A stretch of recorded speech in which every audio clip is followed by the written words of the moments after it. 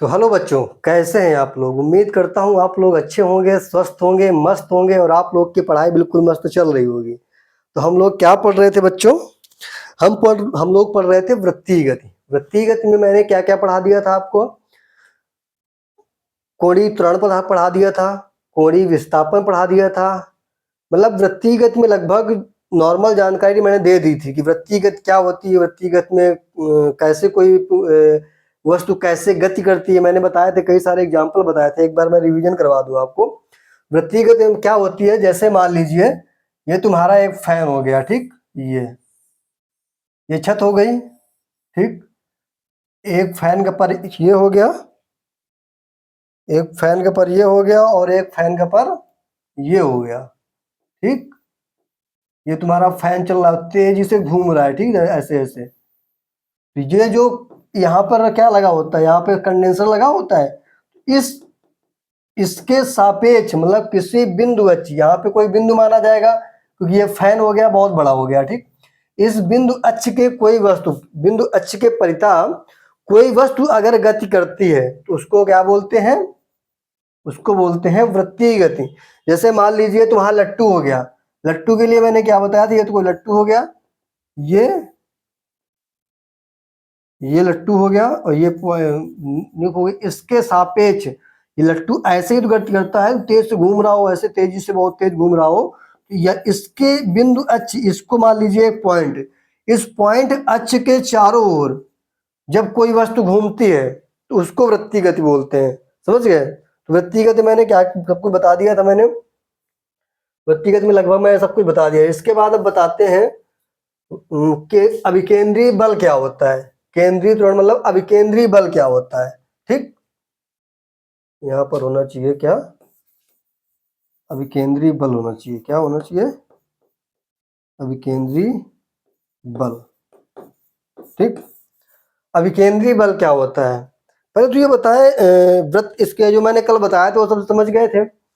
अभिकेंद्रीय बल वो बल होता है, जैसे मान लो कोई वस्तु वृत्ताकार पथ में घूम रही है। जैसे मान लीजिए ये कोई वृत्ताकार पथ हो गया, ये कोई वृत्ताकार पथ हो गया, इस वृत्ताकार पथ में कोई वस्तु घूम रही है, ठीक। तो इस पर एक बल कार्य करता है इधर अंदर की ओर, इसको बल बोलते हैं अभिकेंद्रीय बल। जो बल अंदर की ओर कार्य कर रहा हो, ये बस तेजी से जो घूम रही है, तो ये तेजी से घूम रही है तो ये बाहर क्यों नहीं जा रही है? क्योंकि ऐसा भी होता है ना, रस्सी जब टूट, ऐसे मान लो कोई घुमा रहे हो तो कभी कभी देखा होगा कि वो रस्सी टूट जाती है, ठीक। तो वैसे ही अगर रस्सी बल इसके बाहर क्यों नहीं जा रही है? इसके बाहर इस वजह से नहीं जा रही है क्योंकि इस पर एक अभिकेंद्रीय बल कार्य करता है केंद्र की ओर। इस केंद्र की ओर अभिकेंद्रीय बल कार्य करता है, इसको एफ से बल कार्य, एफ से प्रदर्शित करते हैं। समझ गए अभिकेंद्रीय बल क्या होता है? अभिकेंद्रीय मतलब जो वस्तु किसी वृत्ताकार पथ के केंद्र की तरफ, जैसे बोल सकते हो लट्टू अगर पूरा घूम रहा है तो लट्टू जिस पॉइंट अक्ष के परिता घूम रहा है उस पॉइंट अक्ष पर जो अंदर की तरफ फोर्स लगता है उसको बोलते हैं अभिकेंद्रीय बल। या फिर आप बोल सकते हैं ये एक साइकिल का पहिया हो गया, साइकिल आपने चलाई है ना, ये साइकिल का पहिया हो गया, ये साइकिल चल रही है, ये साइकिल की क्या हो गया, तिलियां हो गई, ठीक।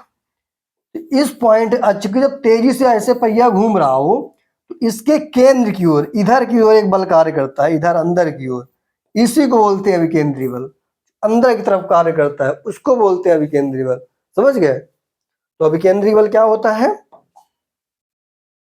बता देते हैं। अभिकेंद्रीय बल क्या होता है, जैसे मान लो एक हमको नॉर्मल तरीके से मैं बता दूं। अभिकेंद्रीय बल वह बल होता है, जैसे मान लीजिए ये कौन हो गया, ये आपकी महिला मित्र हो गई, ठीक। ये आपकी कोई महिला मित्र हो गई, ठीक।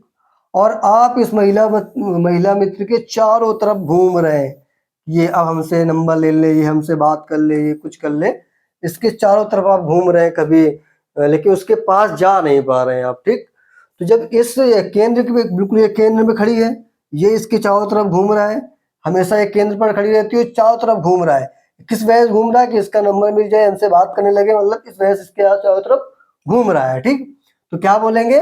इसी को बोलेंगे जो इसी वृत्ताकार केंद्र की तरफ, ये सोच रहा है मैं केंद्र की तरफ चला जाऊं, लेकिन केंद्र की तरफ जा नहीं पा रहा है, एक डर लग रहा है उसको, इस केंद्र की तरफ वो जाना चाहता है, जो अंदर की तरफ जाना चाहता है, इसी को बोलते हैं अभिकेंद्री बल, इसको एफ से व्यक्त करते हैं। ठीक, अब समझ में आया?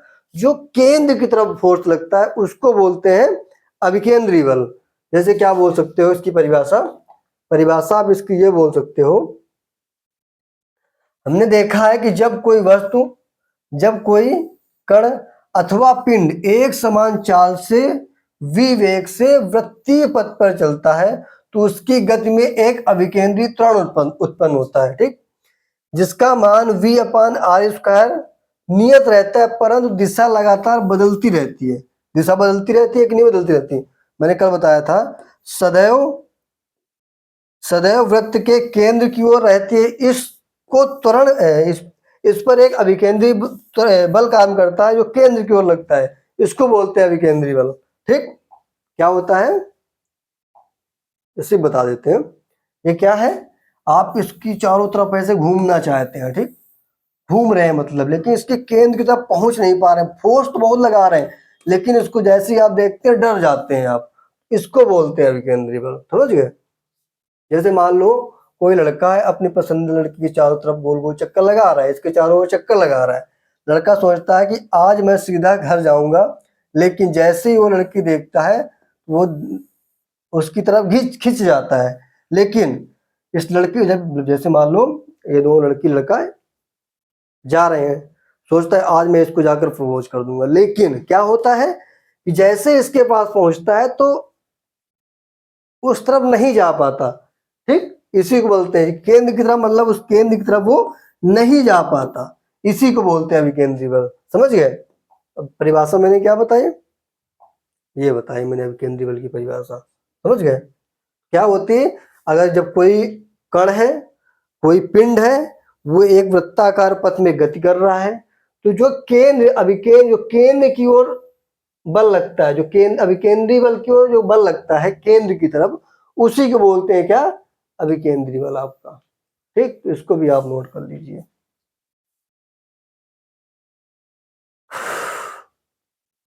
इसको बोलते हैं centrifugal force, sorry centripetal force बोलते हैं इसको।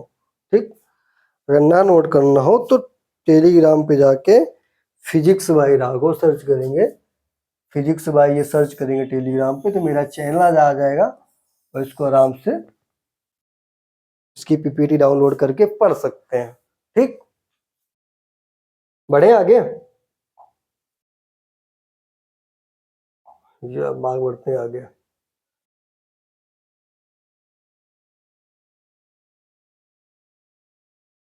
अच्छा, इसी में रह गया अभी ना।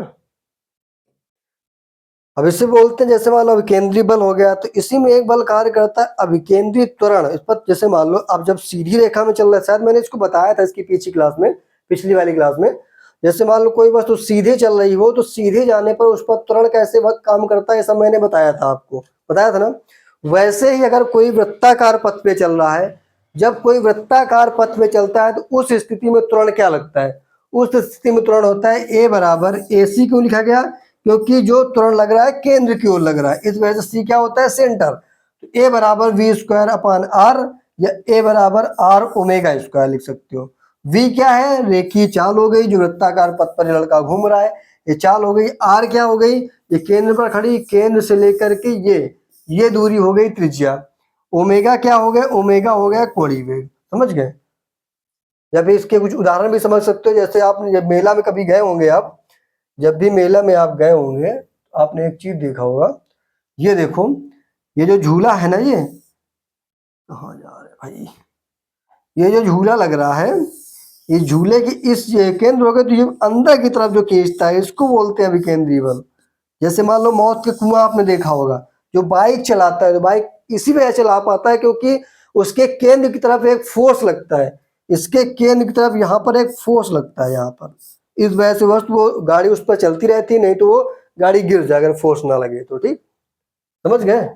ये होता है तुम्हारा। अब इसके लिए कुछ फार्मूले होते हैं, फार्मूला बता देते हैं अभिकेंद्री बल का। अच्छा ये बताओ, जब न्यूटन का सेकंड नियम हम पढ़ा रहे थे तो एक बल बताया था न्यूटन का नियम, बताया था। न्यूटन का नियम क्या होता है? न्यूटन का नियम, इसको छोटा करके बता देते हैं सर, बैटरी तो ठीक। न्यूटन का नियम मैंने बताया था, क्या बताया था? न्यूटन का नियम बताया था F बराबर एम ए, बताया था आपको। वैसे ये कब के लिए होता है? जब वस्तु, कोई भी वस्तु, उस पर जो बल लगता है, m द्रव्यमान का कोई पिंड है, वो सीधी रेखा पे चल रहा है और उस पर जो त्वरण उत्पन्न होता है, दोनों को मल्टीप्लाई करवा के उससे क्या निकलता है? न्यूटन का नियम निकलता है, या फिर बोल सकते हो न्यूटन का सेकेंड लॉ, यही होता है, ठीक। तो वैसे ही एक अभिकेंद्री बल कार्य करता है। ये कोई वृत्त हो गया, वृत्त हो गया, इस पर ये कोई पिंड हो गया आपका, और ये ऐसे है, तो ये जब पिंड हो गया तो ये पिंड ऐसे घूम रहा है मान लो, या नीचे की तरफ घूम रहा है या ऐसे घूम रहा है, चाहे इधर को घूम रहा हो। तो जब केंद्र इसके परिता घूम रहा है तो केंद्र पर एक बल कार्य करता है, केंद्र की तरफ, उसको बोलते हैं अभिकेंद्री बल। ये आर त्रिज्या हो गई, ये केंद्र हो गया, ये बस ऐसे मान लो घूम रही है। तो इस स्थिति में एक फोर्स बल काम करता है, इसको अभिकेंद्री बल बोलते हैं, अभिकेंद्री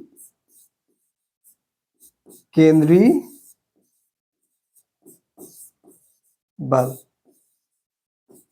अभिकेंद्री क्या होता है? अभि माने हमारी तरफ, मतलब कि अंदर की तरफ, और केंद्रीय मतलब केंद्र की तरफ जो बल लगता है, ठीक। क्या होता है पहला इसका फार्मूला क्या होता है? F बराबर mv स्क्वायर अपन r होता है। अच्छा, ये कैसे निकला, ये पता चला आपको? ये मैंने फार्मूला बताया था आपको, कब बताया था? ये न्यूटन का सेकंड नियम बताया था, F बराबर ma। एक हमारा अभी तुरंत मैंने क्या निकाला था? A बराबर क्या होता है? v स्क्वायर अपन r, बताया था। F बराबर m इंटू ए, सी क्यों लगा रहे हैं? क्योंकि केंद्र की तरफ आकर्षित हो रही है, इसका मतलब सेंटर की तरफ जा रही है, तो क्या बोलते हैं? ए क्या है? V square upon r. इसी को सॉल्व कर दो, ये हो गया एफ बराबर m v square upon r. ये होता है अभिकेंद्री बल, ठीक। एक फार्मूला और निकलता है, एफ बराबर M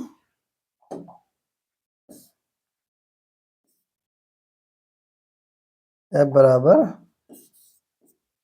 M r omega square. ये कैसे निकला? तो समझ गए होंगे ना। इसके पहले मैंने क्या बताया था? कोणीय विस्थापन जब पढ़ाया तो ओमेगा बराबर एक फार्मूला बताया था, वो यहाँ पर रख दीजिए, डायरेक्ट निकल आएगा ये फार्मूला आपका, ठीक। तो इसके दो फार्मूले होते हैं, क्या होता है? एक होता है एफ बराबर m v square upon r, और दूसरा क्या होता है? एफ बराबर एम आर ओमेगा स्क्वायर, ठीक। ओमेगा क्या है? ओमेगा होता है कोणीय वेग, यहाँ पे लिख देता हूँ, तो ये लिखा हुआ है। ओमेगा क्या है? कोणीय वेग। आर क्या है? त्रिज्या। एम क्या है? द्रव्यमान, ये एम पिंड का द्रव्यमान है, ये एम द्रव्यमान का एक एम पिंड है, ठीक। ये लिखा हुआ सारी चीजें तुम्हारी, इसको भी आप नोट कर लीजिए।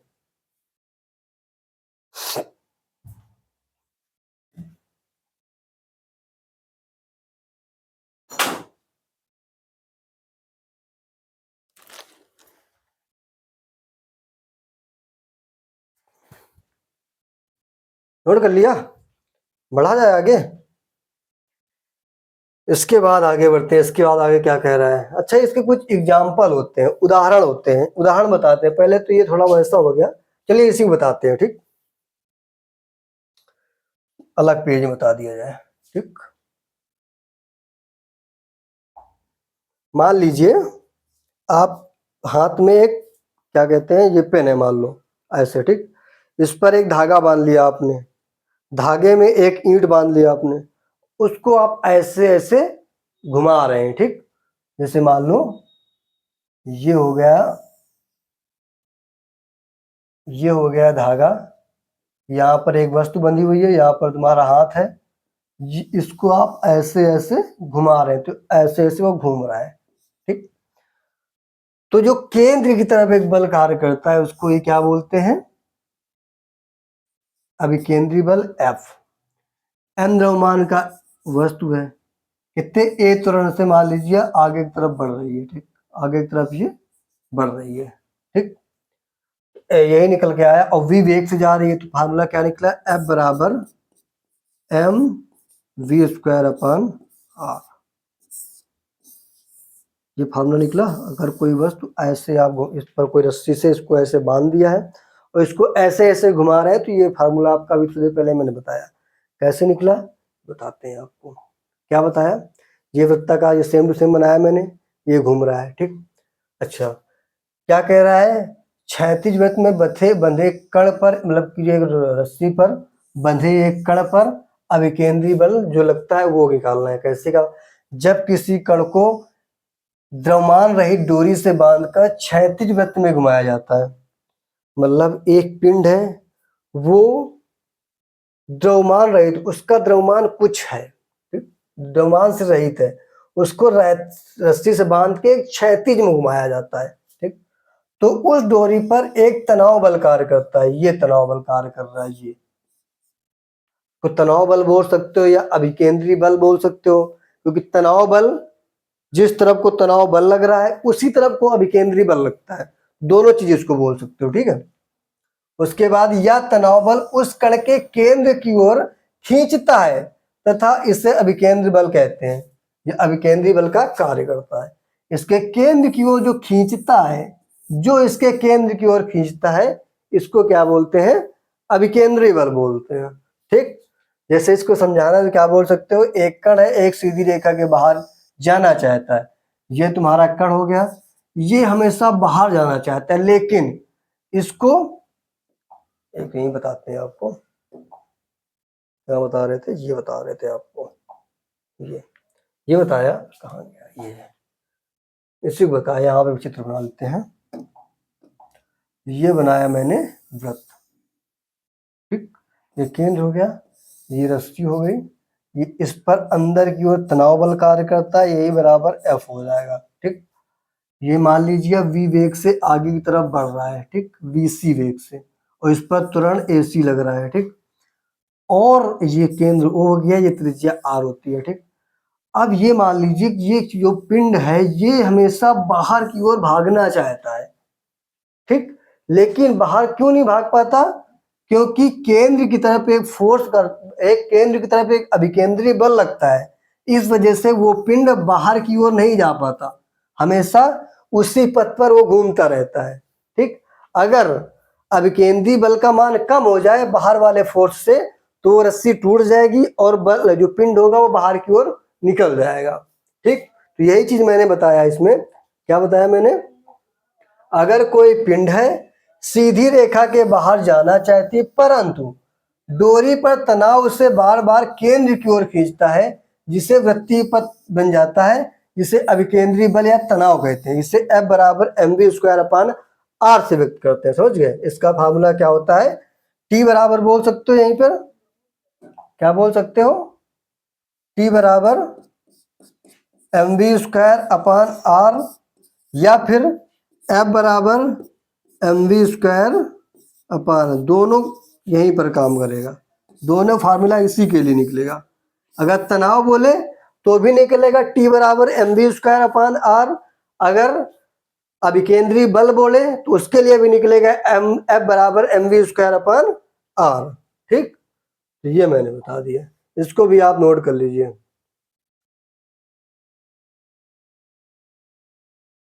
ठीक।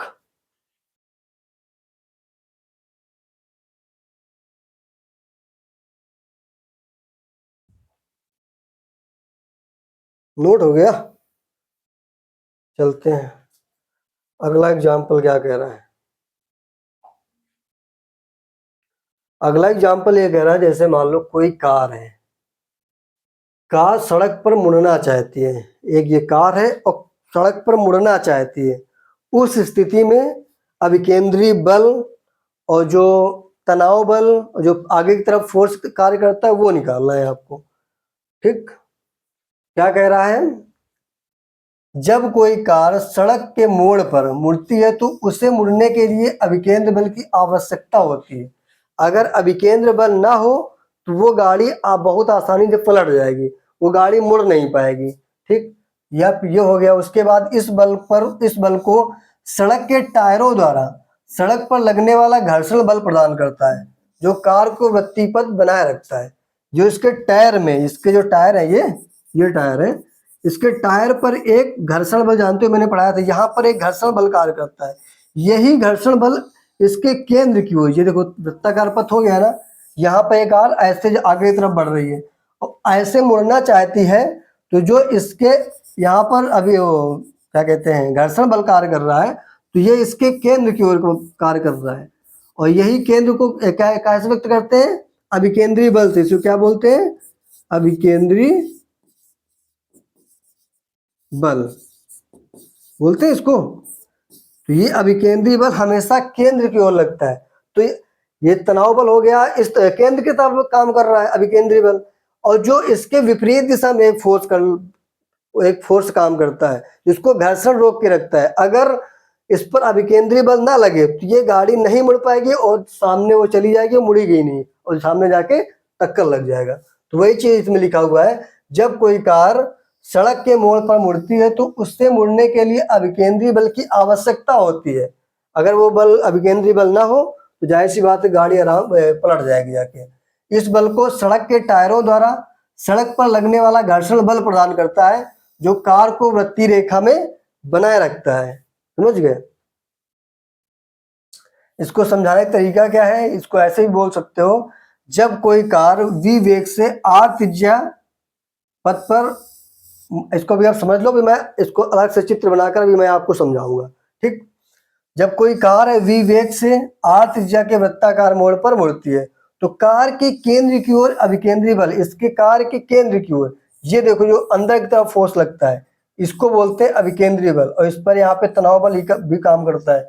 ठीक, तब क्या होता है, यह बल टायर और सड़क के बीच एक स्थैतिक घर्षण बल उत्पन्न होता है। इसके टायरों और सड़क के बीच में एक स्थैतिक घर्षण बल कार्य करता है। स्थैतिक घर्षण बल पता है क्या होता है? स्थैतिक घर्षण बल क्या होता है, मैंने बताया था ना जब घर्षण चैप्टर पढ़ा रहे थे। ठीक, नहीं समझ में आया तो पीछे जाकर इसको देख सकते हैं आप क्या होता है। तो उसके बाद क्या होता है, यदि यह घर्षण अभिकेंद्र बल ना हो तो कार सीधी दिशा में चलती रहेगी और वो मुड़ेगी नहीं। मतलब उस पर अगर अभिकेंद्री बल की ओर एक जो फोर्स लगता है वो अगर कार्य ना करे तो वह वस्तु पलट जाएगी। उसी को बोलते हैं F बराबर mv²/r, जहाँ m क्या है, कार का द्रव्यमान है, v क्या है, कार का वेग है, r क्या है, कितने त्रिज्या के पथ में मुड़ना चाहती है, और अभिकेंद्री बल F हो गया। इसको मैं समझाता हूँ अपने चित्र बनाकर अपनी लैंग्वेज में। ठीक, मान लीजिए ये कोई सड़क है तुम्हारी, ये ठीक, इस सड़क पे आप बैठे हुए हैं और कार चला रहे हैं। ठीक, कार कैसे बनाई जाती है, ये हो गई कोई कार।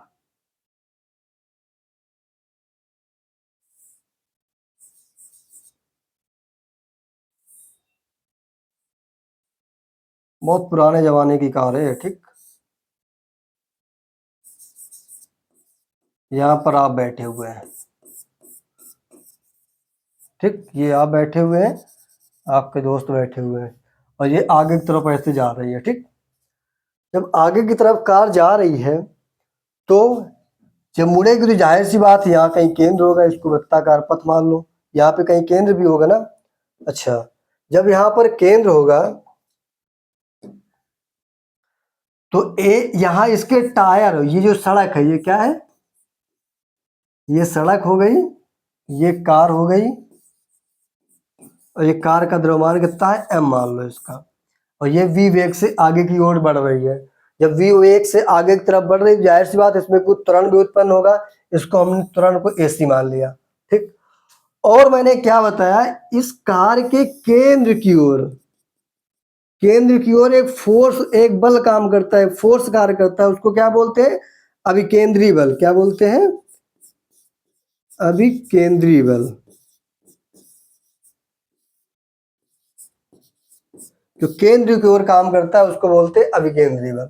ठीक, और इस टायर और सड़क के बीच में एक घर्षण बल कार्य करता है, इसको बोलते हैं स्थैतिक घर्षण बल। क्या काम करता है, स्थैतिक घर्षण बल। अच्छा, मैंने स्थैतिक घर्षण बल की परिभाषा क्या बताई थी? मैंने बताया था अगर कोई वस्तु किसी वस्तु पर बल लगाया जाए, वह बल गतिशील होने की अवस्था में आ जाए, उस पर जो पीछे की तरफ पीछे की तरफ जो बल लगता है उसको बोलते हैं घर्षण बल, स्थैतिक घर्षण बल। तो ये जो पीछे की तरफ फोर्स लग रहा है, इसके एक टायर ये हो गया, एक टायर ये हो गया, इस टायर के पीछे की ओर जो एफ लग रहा है, एफ मतलब अभिकेंद्री बल लग रहा है, इसको बोलते हैं स्थैतिक घर्षण बल। ठीक, पूरा चित्र समझ गए ना? मैंने क्या बताया, एक सड़क है, वहां पर आप गाड़ी मुड़ाना चाहते हैं, गाड़ी मुड़ाना चाहते हैं आप, ठीक। तो जब मुड़ाएंगे तो जाहिर सी बात है उस पर कुछ ना कुछ फोर्स लगेगा। अगर फोर्स या कोई सब नहीं लगेगा तो गाड़ी वो मुड़ नहीं पाएगी, वो गाड़ी सीधी जाएगी, और सीधी जाएगी तो जाहिर सी बात है आपका टक्कर हो जाएगा, आपका एक्सीडेंट हो जाएगा, ठीक। तो ये गाड़ी सीधे ऐसे जाना चाहती है, मुड़ना चाहती है। मुड़ने के लिए इस पर दो बल की आवश्यकता होती है। एक बल होता है अभिकेंद्री बल, एक होता है अपकेंद्री बल। ये मैंने अभी पढ़ाया नहीं है, अभी मैं पढ़ाऊंगा। अभिकेंद्री बल क्या होता है? अभिकेंद्री बल वह बल होता है जो कोई भी वस्तु मुड़ना चाहती है, और मुड़ने की अवस्था में जो केंद्र की तरफ फोर्स लगता है, उसको बोलते हैं अभिकेंद्री बल। और जो बाहर की ओर फोर्स लगता है इसको बोलते हैं अपकेंद्री बल। क्या बोलते हैं? अपकेंद्री बल, ठीक। अगर कोई वस्तु मुड़ रही है तो जो केंद्र की ओर काम कर रहा है उसको अभिकेंद्री बल, और उसको बाहर की ओर काम कर रहा है इसको बोलते हैं अपकेंद्री बल। क्योंकि कोई भी वस्तु अगर आप ऐसे नचा रहे हो तो जाहिर सी बात है वह पिंड हमेशा उस अवस्था को छोड़कर बाहर जाना चाहती है। वो क्यों नहीं जा पाती? क्योंकि अंदर की ओर एक अभिकेंद्री बल कार्य करता है। अगर अंदर की ओर अभिकेंद्री बल हटा दिया जाए तो वह वस्तु वृत्ताकार पथ पर नहीं घूम पाएगी। वह वस्तु, अगर गाड़ी जा रही है तो गाड़ी ऐसे मुड़ने की बजाय गाड़ी ऐसे चली जाएगी, तो गाड़ी का एक्सीडेंट हो जाएगा, ठीक। गाड़ी मतलब सीधे निकल जाएगी। तो इस पर दो फोर्स कार्य करते हैं, ये वाला बल अभिकेंद्री बल और अपकेंद्री बल दोनों बराबर कार्य करते हैं। अगर दोनों दोनों थोड़ा सा भी अगर ये वाला ज्यादा हो जाए तो गाड़ी इस तरफ को पलट जाएगी, अगर ये ज्यादा हो जाए तो गाड़ी इस तरफ को पलट जाएगी। तभी दोनों बल बराबर लगते हैं, ठीक है। तो अभिकेंद्री बल और अपकेंद्री बल दोनों बराबर होते हैं, ठीक। तो इसको आप बना सकते हैं चित्र। जो मैंने पीछे लिखा हुआ था मैंने सेम टू सेम पूरा तुमको समझा दिया। ये लिखा हुआ था, ये देखो कार तुम्हारी है ये, और इस सड़क पर मुड़ना चाहती है। तो एक यहाँ पर स्थैतिक घर्षण बल लग रहा है, यहाँ पर एक अपकेंद्री बल लगता है जो बाहर की ओर कार्य करता है, और आगे की तरफ निकल रही तो जो इसके अंदर की ओर कार्य करता है इसको बोलते हैं अभिकेंद्री बल। यही तो मैंने पीछे बताया। तो वही मैंने बताया, जब कोई कार सड़क पर मुड़ना चाहती है या मुड़ने के लिए उसे एक अभिकेंद्री बल की आवश्यकता होती है। अगर अभिकेंद्री बल ना हो तो वह गाड़ी पलट जाएगी। और जब दूसरा क्या नियम क्या कह रहा है, इस बल को सड़क के टायरों द्वारा, इसके सड़क के टायरों द्वारा एक स्थैतिक घर्षण बल लगता है। अगर ये स्थैतिक घर्षण बल ना लगे तो ये अभिकेंद्री बल और कम हो जाएगा और गाड़ी पलट जाएगी, समझ गए। वही होता है F बराबर mv² अपान r। क्या बताया मैंने यहाँ पर? ये बताया। तो इस पर जो फार्मूला लगता है क्या निकलता है? F बराबर mv² अपान r। m क्या है? ये है कार का द्रव्यमान, और v क्या है? वेग, कार का वेग, कितने वेग से कार आगे बढ़ रही है। r क्या है? इसके केंद्र से जो जिस तरफ को तुम्हारा अभिकेंद्री बल लग रहा है तो वहां से लेकर के केंद्र तक के बीच की दूरी, ये है तुम्हारी त्रिज्या। तो इसको आप नोट कर लीजिए।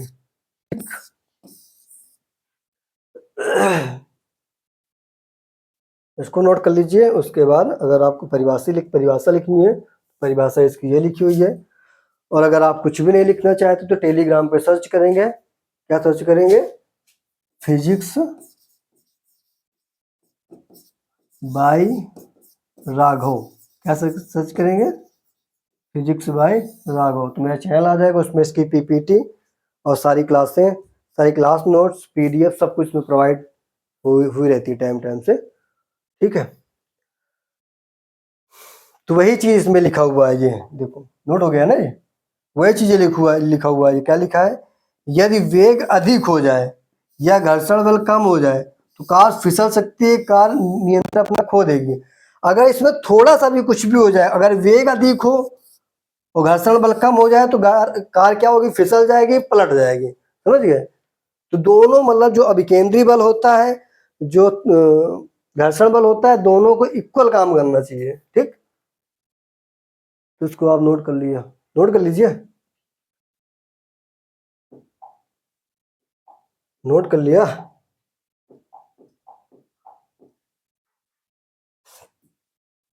बढ़े आगे, इसके आगे क्या कह रहा है, ये उदाहरण हो गया। अच्छा, ये क्या हो गया, अपकेंद्री। अभी मैंने क्या बताया, अभिकेंद्री बल। अभिकेंद्री बल मैंने क्या बताया, अभिकेंद्री बल वह बल होता है जो जैसे गाड़ी चल रही है तो जो केंद्र की तरफ फोर्स लगता है। एक जाहिर सी बात है, केंद्र की तरफ जो गाड़ी जब मुड़ना चाहती है तो मुड़ते वक्त क्या होता है कि केंद्र की तरफ जो फोर्स लगता है उसको बोलते हैं अभिकेंद्री बल।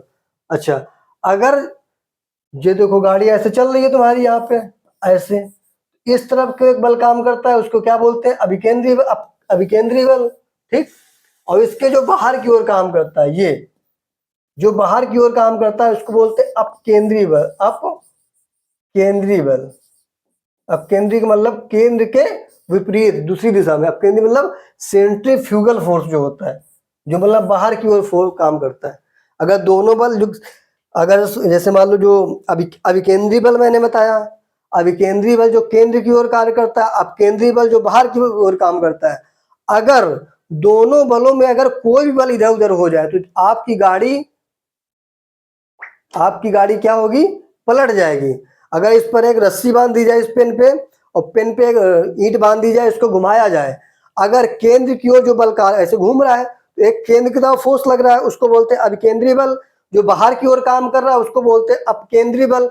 अगर दोनों बलों में कोई भी बल अगर अंदर वाला ज्यादा हो जाए, जब अंदर वाला फोर्स ज्यादा हो जाएगा तो जाहिर सी बात है वहां से टूट जाएगी रस्सी और वो बाहर की ओर चला जाएगा।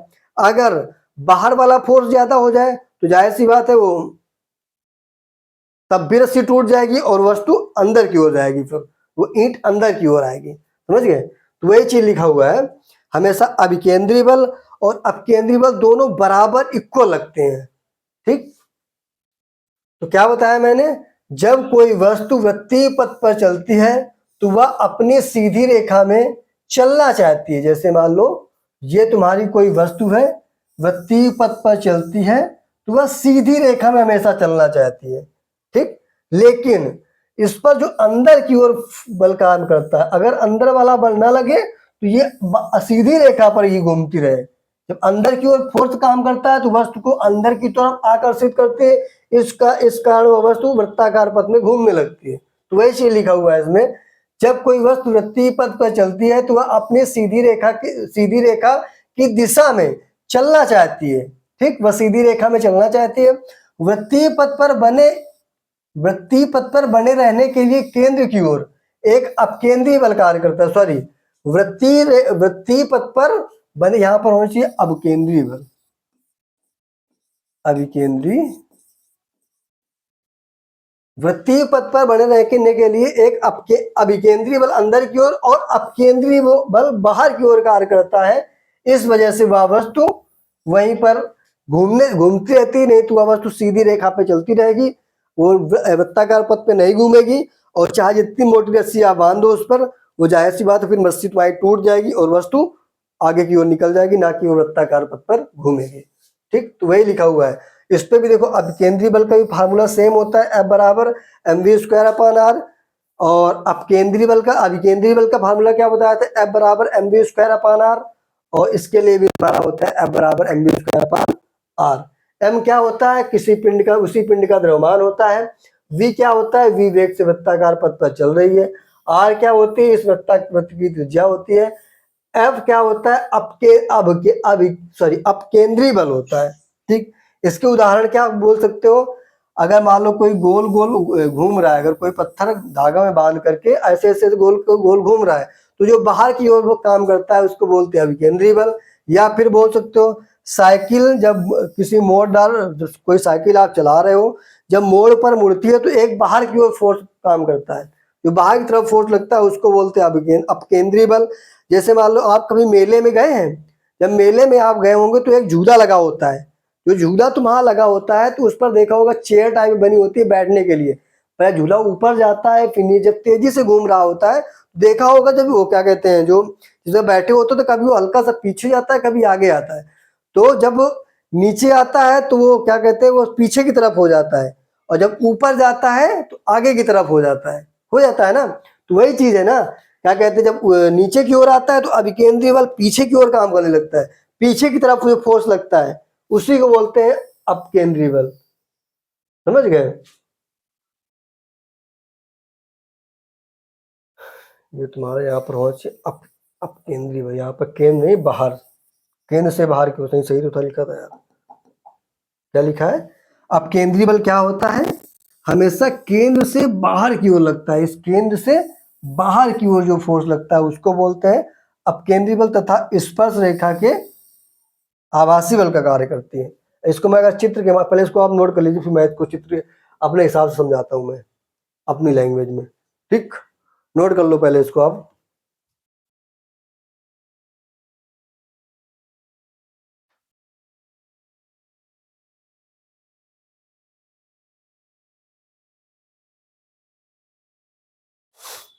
हो गया? पीपीटी इसके स्क्रीन शॉट ले लो, उसके बाद नोट कर लेने को, सारा नोट करने में बहुत टाइम लग जाएगा। ठीक, चलते अब आगे बढ़ते हैं। इसी को समझाना है कि अपकेंद्री बल ये क्या होता है। ठीक, क्या बात करते हैं? अपकेंद्री बल। आपको केंद्रीय बल, अपकेंद्री बल क्या होता है? जैसे मान लीजिए एक वृत्ताकार पथ हो गया है, ठीक, ये वृत्ताकार ये केंद्र हो गया, ये तुम्हारी ये हो गई, और बाहर की तरफ जो फोर्स लगता है ये तुम्हारी घूम रही है, ये तुम्हारा पिंड हो गया। यहाँ पर अपने हाथ में मान लीजिए पिंड है, ऐसे पकड़े हुए हैं, और यहाँ पर रस्सी बंधी हुई है, ये तुम्हारा ऐसे ऐसे घूम रहा है, तो ये पिंड हो गया, हो गया। और ये बाहर की तरफ, केंद्र से बाहर की तरफ जो बल कार्य करता है उसको बोलते हैं क्या? अपकेंद्री बल, सेंट्रीफ्यूगल फोर्स। अपकेंद्री बल, सेंट्रीफ्यूगल फोर्स। और जो केंद्र की ओर काम करता है उसको बोलते हैं अभिकेंद्री। अभिकेंद्री ये वो हो गया, ये त्रिज्या आर हो गई। ठीक, ये वृत्ताकार पथ में घूम रही है, तो जो बाहर की ओर काम कर रहा है इसी को बोलते हैं अपकेंद्री बल। जैसे जाहिर सी बात है, मैंने अगर आपको एग्जांपल बताया, तुम्हारे कोई ये हो गया तुम्हारा मोड़दार एक हो गया, यहाँ पर आप साइकिल चला करके जा रहे हैं, ठीक, ये साइकिल हो गई और आप आगे की ओर बढ़ रहे हैं, और यहाँ से ऐसे मुड़ना चाहते हैं, और ये हो गया केंद्र, ऐसे, ठीक, केंद्र की ओर ऐसे मुड़ना चाहते हैं। लेकिन ये केंद्र ऐसे मुड़ रहे हैं तो क्यों मुड़ रहे हैं? क्योंकि अंदर की ओर एक अभिकेंद्री बल कार्य करता है और बाहर की तरफ एक अपकेंद्री बल कार्य करता है। अपकेंद्री, जब बाहर की तरफ अपकेंद्री बल, अंदर की ओर अभिकेंद्री बल, दोनों इक्वल होते हैं तभी आप ऐसे मुड़ पाते हैं। दोनों में अगर थोड़ा सा भी डिसबैलेंस हो जाए तो आप मुड़ने की बजाय आपकी साइकिल फिसल जाएगी, आप गिर जाओगे, आपका एक्सीडेंट हो जाएगा। समझ गए? ये जो अभिकेंद्री होता है ये होता है अपकेंद्री। जो समझ में आया अपकेंद्री और अभिकेंद्री बल क्या होता है? तो यही जो अपकेंद्री बल होता है इसके लिए होता है F बराबर mv² r। m क्या होता है? आपके साइकिल का द्रव्यमान, आपका द्रव्यमान। v क्या होता है? जितने वेग से आप आगे की ओर बढ़ रहे हैं। r क्या होती है? जी r, यहाँ से जहां पर आप चल रहे हैं वहां से इस केंद्र के बीच की दूरी हो गई। समझ गए? अब तो समझ में आ गया अपकेंद्री बल। ठीक, ये हो गया तुम्हारा अपकेंद्री बल।